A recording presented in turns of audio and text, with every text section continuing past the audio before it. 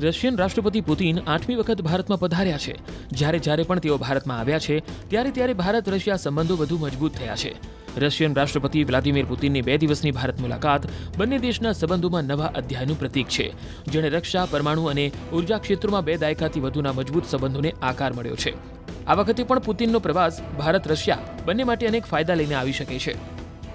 आज की ये समिट बहुत महत्वपूर्ण होगी इसलिए क्योंकि इसमें जो हमारे 3 पुराने एरियाज हैं कोऑपरेशन, डिफेंस, न्यूक्लियर और तेल, इन 3 बड़े मोटे एरियाज के अलावा नए एरियाज को पुश किया जाएगा.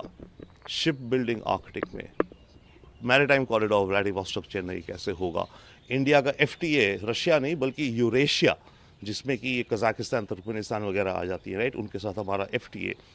रशिया पॉलिसीज अरेंज कर रहा है जिससे कि भारतीय इंपोर्ट रशिया में आसानी से हो पाए, जो कि यूरोपियंस को रिप्लेस कर रहे हैं, राइट. मेडिकल टेक्नोलॉजीज, स्टूडेंट्स, आज रशिया एजुकेशन एजेंसी दिल्ली में एक ऑफिस खोल रही है सिंगल विंडो क्लियरेंस मदद करने को रशियंस के लिए. कल्चर, मैं खुद एक डांस ग्रुप ला रहा हूँ रशिया से 25 लोगों का आने वाले हफ्तों में. इस तरह की जो एरियाज हैं कोऑपरेशन वो अहम है, हमें बढ़ानी है. रुपी पेमेंट मैकेनिज्म्स, रुपी रूबल या जो भी पेमेंट का मैकेनिज्म स्मूदन होना है, क्योंकि ये जो 3 पुराने दिग्गज एरियाज हैं हमारे, उनसे काम नहीं चलेगा. हमें वाइडन करना है, स्प्रेडन करना है. तो ये जो आज की समिट है ये उन बाकी एरियाज पे आप देखिएगा अच्छा खासा अटेंशन आपको दिखेगा. भारत और रशिया की जो दोस्ती है बहुत पुरानी है और भारतीय प्रधानमंत्री और प्रेसिडेंट पुतिन के बीच एक जो दोस्ती है और एक तरह से विश्वास है, ये बहुत ही कम लोगों में देखा जाता है. और जो प्रेसिडेंट पुतिन है उन्होंने आने से पहले एक बहुत इंटरव्यू दिया था जिसमें उन्होंने विस्तार से भारत और रशिया के बीच में कोलैबोरेशन और कोऑपरेशन की बात की है. उन्होंने हर विषय पर उस पर जवाब दिया है. इससे दिखता है कि वो कितना इम्पोर्टेंस देते हैं इस दोस्ती और इस विजिट को. और दूसरा है कि उन्होंने एक बहुत ही इम्पोर्टेंट बात कही थी अपने इंटरव्यू में कि भारत और रशिया में ये सिर्फ बायर सेलर रिलेशन नहीं है, ये एक कोलैबोरेशन है टेक्नोलॉजी, और रशिया जो है अपनी टेक्नोलॉजी शेयर करने के लिए तैयार है. तो ये भारत के लिए एक बहुत अच्छा आई कैन से सिग्नल है. और इसमें भारत में पहले भी ब्रह्मोस एक बहुत अच्छा एग्जाम्पल रहा है. और अगर हम फ्यूचर में देखें तो अभी अक्टूबर में ही हमने हिंदुस्तान एरोनॉटिक्स लिमिटेड और रशियन जो यूनाइटेड एयरक्राफ्ट कॉरपोरेशन है उन्होंने SJ-100 एयरक्राफ्ट की डील की है.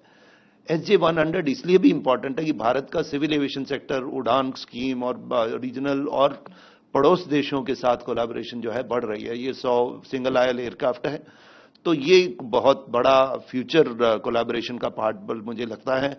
इसे जल्दी से जल्दी ऑपरेशनलाइजेशन एक बहुत इंपॉर्टेंट स्टेप हो सकता है. और अगर आपने देखा हो कि S-400 ने अपनी एक कैपेबिलिटी दिखाई है, तो मुझे लगता है S-500 की तरफ भारत कोलैबोरेशन में क्लोजली देखेगा. और जो जहां तक फाइटर और मैन्ड अनमैन्ड टेक्नोलॉजीज का एवोल्यूशन है उसमें किस हद तक हमें कोलैबोरेशन देखना है, हमें वो देखना पड़ेगा. रशिया ने Su-57 ऑफर किया है, लेकिन भारत का हमका जो प्रोजेक्ट है वो भी प्रोग्रेस कर रहा है. एरो इंजन एक अच्छा एरिया है जिसमें देखा जा सकता है, क्योंकि उनका जो AL-51 इंजन है वो फ्यूचरिस्टिक का इंजन है. और वो टेक्नोलॉजी में हम किस तरह के को प्रोडक्शन, को डेवलपमेंट इज एन एरिया जो हमें लगता है कि भारत के लिए इम्पोर्टेंट हो सकता है. પોતાની 2021ની ભારત મુલાકાત દરમિયાન પુતિને વિશેષ અને વિશેષાધિકાર પ્રાપ્ત રણનીતિક ભાગીદારીને મજબૂત કરવા માટે પ્રધાનમંત્રી નરેન્દ્ર મોદી સાથે વ્યાપક વાતચીત કરી હતી. આ મુલાકાત દરમિયાન દ્વિપક્ષીય સહયોગને વધુ ગાઢ બનાવવા માટે રક્ષા, વેપાર, ઉર્જા, વિજ્ઞાન અને અન્ય ક્ષેત્રોમાં અનેક કરારો પર હસ્તાક્ષર કરવામાં આવ્યા. 2018માં પુતિને PM મોદી સાથે અનેક બેઠકો કરી પ્રતિનિધિમંડળ સ્તરની વાતચીતમાં ભાગ લીધો અને કરારોનું આદાન પ્રદાન થયું. 2018માં ભારત રશિયા વેપાર શિખર સંમેલનને સંબોધિત કર્યું અને ભારતના તત્કાલીન રાષ્ટ્રપતિ રામનાથ કોવિંદ સાથે મુલાકાત કરી.